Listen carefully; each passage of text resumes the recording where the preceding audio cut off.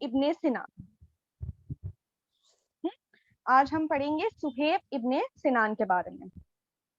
اب صہیب ابن سنان جو تھے یہ بھی بہت زیادہ پیسے والے گھر میں پیدا ہوئے تھے. صہیب ابن سنان. اور ان کے کیا بولا آپ نے؟ صہیب ابن سنان. سنان SINAAN. صہیب ابن سنان. ٹھیک ہے. ٹھیک ہے. یہ بھی بہت زیادہ پیسے والے گھر میں پیدا ہوئے تھے. اور ان کے جو ابا تھے وہ گورنر تھے الابلا کے. الابلا ایک جگہ ہے. الابلا ایک جگہ ہے عراق میں. اور یہ عرب تھے. اور یہ عراق اسلام آنے سے پہلے یعنی ان کے جو فادر ہیں اسلام آنے سے پہلے وہ ہجرت کر کے گئے تھے عراق. کہاں کے رہنے والے تھے یہ الابلا کے گورنر تھے. الابلا کے گورنر تھے. باجی اس کو پھر سے ریپیٹ کریے نا, میں اچھے سمجھ نہیں پایا. جی یہ جو آپ صحابہ کا بولی پھر سے ریپیٹ کر دیجئے. یہ والا. جی یہ صہیب ابن سنان ہے. یہ بھی بہت زیادہ پیسے والے گھر میں یعنی پیدا ہوئے تھے. ان کے جو ابا تھے وہ الابلا کے کیا تھے؟ گورنر تھے. یہ جگہ عراق میں ہے. ان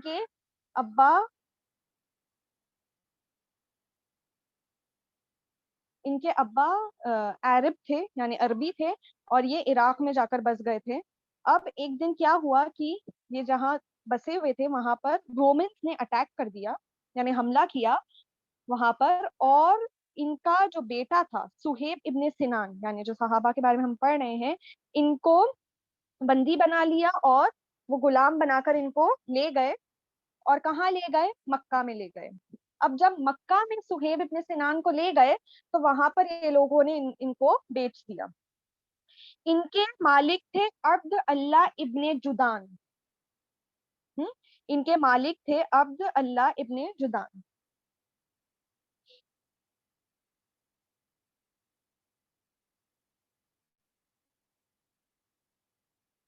ٹھیک ہے. اب انہوں نے جب ان کو خریدا صہیب ابن سنان کو تو عبداللہ ابن جدان نے یہ چیز ریئلائز کی کہ یہ بہت زیادہ کیا ہے؟ ہوشیار ہیں, بہت زیادہ انرجیٹک ہے اور بہت زیادہ سنسیئر ہیں.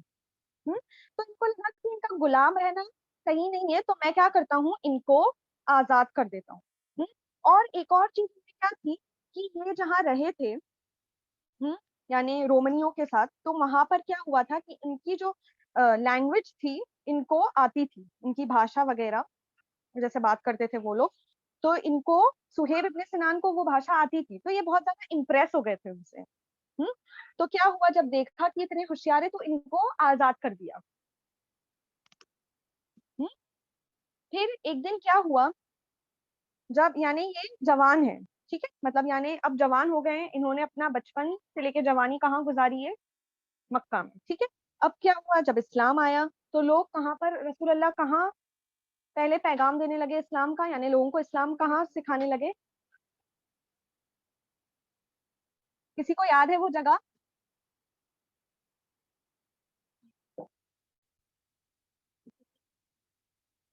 کسی کو وہ جگہ یاد ہے؟ دار الارقم. یہ ارقم کا گھر تھا. دار الارقم پر رسول اللہ صلی اللہ علیہ وسلم کیا کرتے تھے؟ اسلام کے بارے میں سکھاتے تھے لوگوں کو. اب یہ عمار ابن یاسر جو ان کے دوست تھے, صہیب ابن سنان کے دوست تھے عمار ابن یاسر. یہ کہتے ہیں کہ ایک دن دار الارقم کے دروازے پہ میں ملا صہیب ابن سنان سے اور میں نے پوچھا کہ تمہیں کیا چاہیے. کون پوچھ رہے ہیں؟ عمار ابن یاسر. یہ پوچھ رہے ہیں کس سے؟ صہیب ابن سنان سے کہ آپ کو کیا چاہیے. تو صہیب ابن سنان نے کہا کہ آپ کو کیا چاہیے. اب یہ لوگ کہاں کھڑے ہوئے ہیں؟ دار الارقم کے دروازے پہ اور یہ باتیں کر رہے ہیں. عمار ابن یاسر نے کہا کہ مجھے محمد صلی اللہ علیہ وسلم سے ملنا ہے. تب صہیب ابن سنان نے بھی کہا کہ مجھے بھی وہی کرنا ہے, مجھے بھی کیا کرنا ہے؟ مجھے بھی محمد صلی اللہ علیہ وسلم سے ملنا ہے. پھر وہ لوگ دار الارقم میں داخل ہوئے اور کیا ہوا؟ ان لوگوں نے اسلام کو قبول کیا اور وہاں پر شام تک رہے. اب یہ دونوں نے اسلام قبول کیا. یاد رکھیے جب اسلام آیا تھا تو سب سے پہلے کن لوگوں نے قبول کیا تھا؟ زیادہ تر کیا تھے؟ جو غلام تھے, جو غریب تھے. اکثریت یہی ہوا ہے. پہلے کی قوم جتنی بھی آئی, موسیٰ علیہ السلام, ابراہیم علیہ السلام, لوط علیہ السلام, جتنے بھی لوگ آئے, جتنے یہ دین میں, اللہ کے دین میں داخل ہوئے, وہ کون تھے؟ زیادہ تر غریب لوگ تھے. کیونکہ جو پیسے والے تھے ان کو کیا تھا, ان میں ایک اکڑ تھی پیسے کی, گھمنڈ تھا پیسے کا. اسی لیے وہ لوگ کیا کرتے تھے, یہ گھمنڈ کے ہمارے اسلام کو قبول نہیں کرتے تھے. تو اکثر یہ لوگ آپ دیکھیں گے جو اسلام میں داخل ہوئے وہ کیا تھے؟ غریب تھے. اب یہ صہیب ابن سنان نے کیا کیا؟ اسلام کو قبول کیا. ہم دیکھیے اسلام قبول جب انہوں نے کیا تو انہوں نے کیا چیزیں دیکھی. یہ سب سے پہلے یہ چیز دیکھی کہ رسول اللہ صلی اللہ علیہ وسلم کا کیریکٹر بہت اچھا تھا. کتنے لوگوں نے یہ چیز جان کر کہ رسول اللہ کیا تھے؟ امین تھے.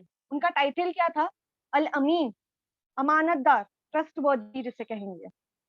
یہ جانتے تھے لوگ. تو پھر یہ جب یہ دین لائے تو یہ لوگوں نے کیا سوچا کہ یہ کبھی جھوٹ نہیں بول سکتے. تو یہ جو دین لائے ہیں وہ کیا ہے؟ حق بات ہے. اسی لیے لوگوں نے کیا کیا؟ یہ دین کو قبول کیا. اور صہیب ابن سنان نے بھی اسلام قبول کیا. اور اللہ جس کو چاہتا ہے وہ اس کو اس کی رحمت سے ہدایت دیتا ہے.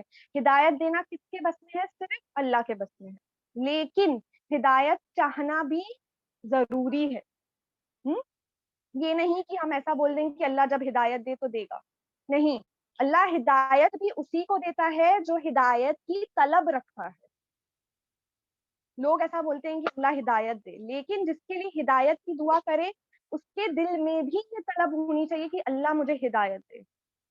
بے شک یہ بات حق ہے کہ اللہ جس کو چاہتا ہے اسی کو ہدایت دیتا ہے, لیکن دل میں کیا ہونی چاہیے؟ ایک طلب ہونی چاہیے ہدایت پانے کی. اب صہیب ابن سنان یہ بہت زیادہ فیتھفل تھے. یہ کہتے ہیں کہ میں رسول اللہ صلی اللہ علیہ وسلم کے ساتھ ہر پل تھا. یعنی جب سے وہ اسلام میں داخل ہوئے, ہر سچویشن میں وہ کہتے ہیں میں رسول اللہ صلی اللہ علیہ وسلم کے ساتھ تھا. ہر بیعت میں, یعنی جو پلیج لیتے ہیں, ہر بیعت میں میں رسول اللہ صلی اللہ علیہ وسلم کے ساتھ تھا. پھر وہ کہتے ہیں کہ میں ہر لڑائی میں رسول اللہ صلی اللہ علیہ وسلم کے ساتھ تھا. اور جب یہ لوگ ریڈ کرتے تھے, یعنی جو کیروانز ہوتے تھے, آپ کو پتا ہے, جب ان پر ریڈ کی جاتی تھی تب وہ کہتے ہیں کہ میں ہمیشہ تھا, ہر ریڈ میں تھا. اور اگر کبھی مسلمانوں کو لڑائی میں اگر وہ لوگوں کو خوف آتا تھا آگے سے تو میں آگے ہوتا تھا, اور کبھی پیچھے آتا تھا تو میں پیچھے. یعنی وہ بول رہے ہیں کہ میں ہر وقت, یہ اپنے بارے میں بتا رہے ہیں کہ میں ہر وقت ہر سچویشن میں تھا رسول اللہ صلی اللہ علیہ وسلم کے ساتھ. پھر جب یہ اسلام میں داخل ہوئے تو ان کا جو ریلیشن شپ تھا لوگوں کی طرف, معاشرے کی طرف, یہ کیا ہوا؟ یہ بھی بدل گیا. یاد رکھیں جب انسان اسلام میں داخل ہوتا ہے تو یہ بہت ضروری ہے کہ وہ اپنے کیریکٹر پر غور و فکر کرے. اسلام میں داخل ہونے کا مطلب یہ نہیں ہے کہ صرف ہم کیا کریں, نماز پڑھیں اور قرآن پڑھیں. جب انسان کے دل میں اسلام داخل ہوتا ہے تو اس کے اخلاق اپنے آپ بہتر ہوتے چلے جاتے ہیں. آپ نے خود دیکھا ہوگا ان لوگوں کو, میں نے بھی دیکھا ہے کہ جب بھی لوگ اسلام میں داخل ہوئے تو کیا ہوا, ان کے اخلاق میں بہت زیادہ امپروومنٹ آیا ہے. کیونکہ اب دین کی محبت, دین کی مٹھاس کیا ہوئی, دل میں آ گئی. تو ان کے دلوں میں وہ جو مٹھاس تھی اسلام کی, ایمان کی, وہ ان کے اعضاء میں بھی دکھنے لگی, یعنی ان کے ایکشنز میں بھی دکھنے لگی. تو ان کے اخلاق کیا ہوئے, اپنے آپ امپروو ہو گئے.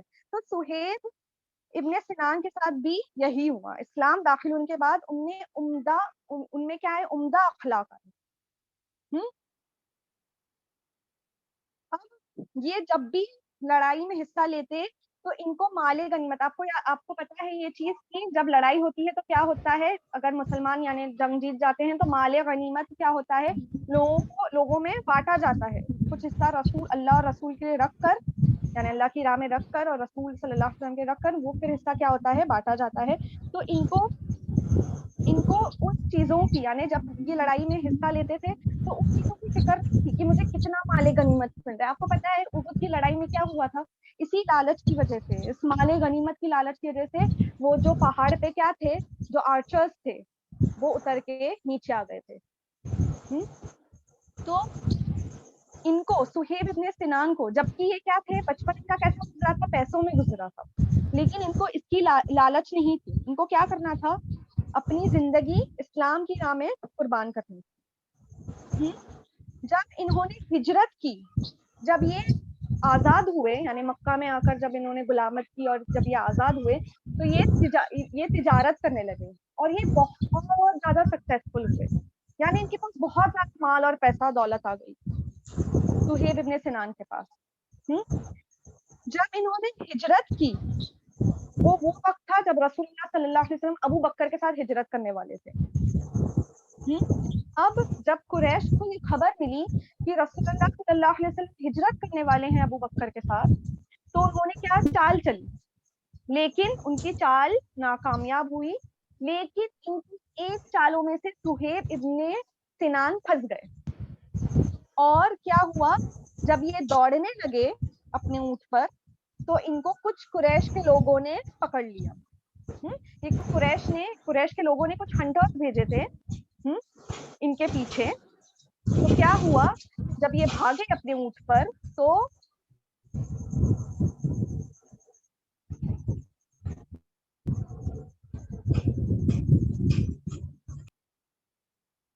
جی اپنے مائک پہ غور کریے, مائک کسی کا کھلا رہ گیا تھا. جب یہ بھاگے اونٹ پر تو کیا ہوا, یہ قریش نے اپنے ہنٹرز بھیج کر ان کو پکڑوا لیا. اب جب انہوں نے دیکھا صہیب ابن سنان نے کہ یہ ہنٹرز آ رہے ہیں ان کی طرف, یہ قریش کے لوگ جو آ رہے ہیں ان کی طرف, تو انہوں نے کہا کہ اے قریش کے لوگ, تم لوگ جانتے ہو کہ میں کیا ہوں, بہت اچھا تیر باز ہوں. یعنی اگر میرا تیر اگر میں ماروں گا تو کیا ہوگا, وہ لگے گا نشانے پہ. اور دوسری چیز کیا کہ اگر میں تلوار سے ماروں گا تو میں تب تک ماروں گا جب تک ہر کوئی تم میں سے کیا ہو, گر جائے. تو اگر آزمانا چاہتے ہو تو آ جاؤ, مجھے آزما لو, یا اگر تم چاہتے ہو کہ میں بتا دوں کہ میرا پیسہ کہاں ہے تو پھر میں تم کو وہ چیز بتا دوں گا. یعنی انہوں نے جتنا پیسہ کمایا تھا یہ کہیں چھپا کر کہاں بھاگ رہے تھے, یعنی کہاں ہجرت کر رہے تھے, مدینہ کی طرف. یہ ہجرت کس کے ساتھ کرنے والے تھے, رسول اللہ صلی اللہ علیہ وسلم ابو بکر کے ساتھ, لیکن یہ ان لوگوں کے جال میں پھنس گئے. اب ان لوگوں نے کہا کہ تم آئے تھے ہمارے پاس فقیروں کی حالت میں, یعنی یہ غلام بن کر آئے تھے. قریش کیا کہہ رہے ہیں, ان کی بے عزتی کر رہے, بول رہے تم کیسے آئے تھے, فقیروں کی حالت میں آئے تھے, کہ تمہارے پاس کچھ نہیں تھا. ہماری جگہ آ کر تم نے تجارت کی اور ہماری زمین نے تمہارا پیسہ بڑھایا, اور اب تم جا کر یہ دین چھوڑ کر ہمارے آگے بھاگ رہے ہو. یعنی وہ لوگ کیا بتانا چاہتے ہیں کہ تم کیا تھے, صرف ایک معمولی غلام تھے, اور آج تم ہمارے سامنے ہمارا مقابلہ کر رہے ہو. تو پھر کیا کیا صہیب ابن سنان نے, اپنا پیسہ جتنا بھی تھا کہاں چھپا ہوا تھا ان لوگوں کو بتایا, اور ان لوگوں نے ان کو چھوڑ دیا, اور وہ کیا ہوئے, وہ لوگ مکہ آ گئے اور یہ ہجرت کر کے نکل گئے مدینہ کی طرف. اب دیکھیے ان کا جو مال تھا جو انہوں نے کمایا تھا, کچھ نہیں لے کر آ رہے ہیں, ایک پائی بھی نہیں لے کر جا رہے ہیں اپنے ساتھ مدینے کی طرف. جتنا مال کمایا, غلام تھے, غلام سے جب آزادی ملی تو کیا ہوا, تجارت کی, تجارت کیا ہوا, بہت زیادہ کامیابی ملی, بہت زیادہ پیسہ آ گیا. یہ سارا پیسہ چھوڑ کر جا رہے ہیں, کس شرط پر, کہ یہ لوگ مجھے یہاں سے جانے دیں گے تو کیا ہوگا کہ میں اپنے رسول کے ساتھ مدینے میں رہوں گا.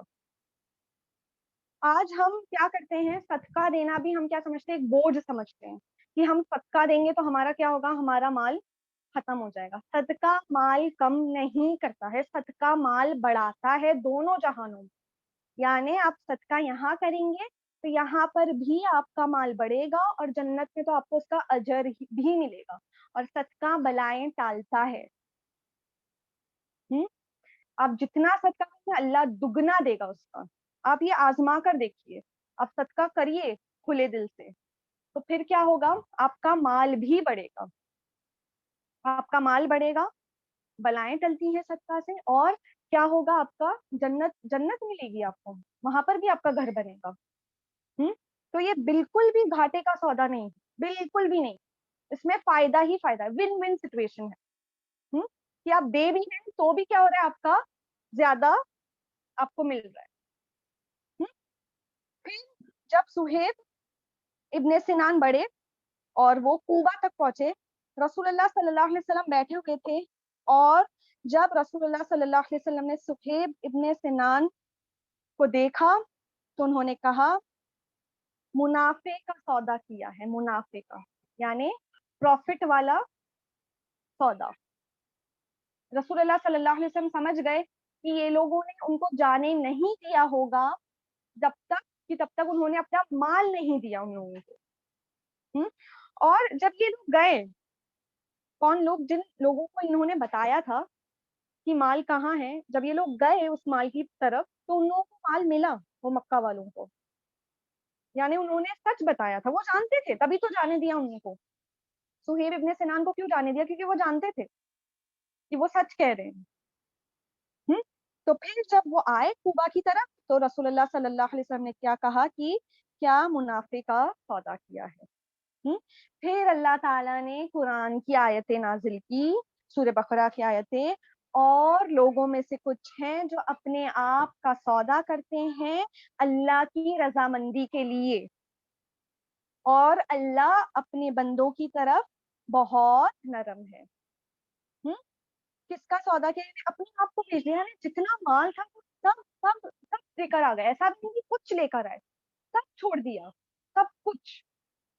اتنی محنت سے جو مال کمایا تھا وہ اللہ کے لیے اور اس کے رسول کے لیے, کہ ان کو, وہ مکہ میں رہ سکتے تھے, وہ مالدار تھے, لیکن ان کو کہاں جانا تھا, سارے مسلمان کہاں ہجرت کر چکے تھے, مدینہ کی طرف.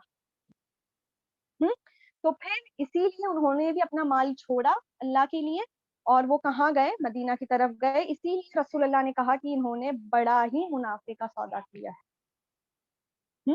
اور اللہ, یاد رکھنا, اللہ تعالیٰ نے یہ سورہ بقرہ کی آیتیں اس واقعے پر نازل کی تھی کہ لوگوں میں سے کچھ ہے جو اپنی نفس کو بیچ دیتا ہے, یعنی اپنے آپ کو بیچ دیتا ہے اللہ کی رضامندی کے لیے. جب آپ ایسا کرتے ہیں تو اللہ آپ کو دگنا دیتا ہے. اگر آپ اللہ کے لیے کوئی چیز قربان کرتے ہیں تو اللہ اس سے 10 گنا بہتر چیز آپ کو دیتا ہے. یہ ان کی پوری دنیا بھر, یعنی زندگی بھر کی کمائی تھی, جتنی انہوں نے کمائی تھی وہ زندگی بھر کی کمائی تھی ان کی, وہ چھوڑ کر آ گئے. اور رسول اللہ صلی اللہ علیہ وسلم ان سے بہت زیادہ محبت کرتے تھے, یہ بہت نیک تھے اور بہت زیادہ ہسمکھ بھی تھے.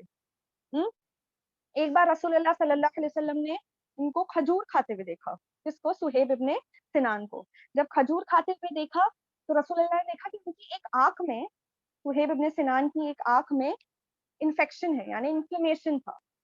تو رسول اللہ صلی اللہ علیہ وسلم نے ایسی ہی مذاق کے طور پہ کہا کہ آپ کھجور کھا رہے ہیں جبکہ آپ کی آنکھ میں کیا ہے, انفیکشن ہے, یعنی مذاق سے کہا.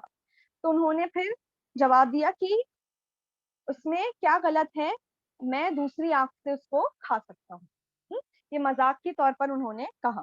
اور وہ بہت زیادہ صدقہ خیرات بھی کرتے تھے, جتنا بھی ان کو ملتا تھا تو بیت المال میں لگا دیتے تھے, یعنی اللہ کی راہ میں خرچ کر دیتے تھے. اور جو غریب تھے اور جو مسکین تھے, غریب جو فقیر ہے اور غریب مسکین میں, یہ دونوں میں فرق ہے, یاد رکھیے. مسکین وہ ہے جو سوال نہیں کرتا, جو لوگوں سے مانگتا نہیں لیکن اس کو ضرورت ہوتی ہے.